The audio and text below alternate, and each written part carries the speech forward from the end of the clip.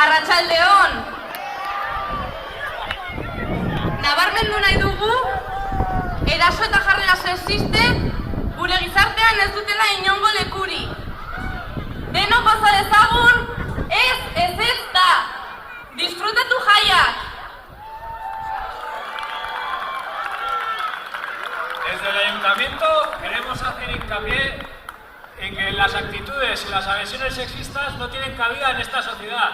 Para que todas y todos disfrutemos, no significa no.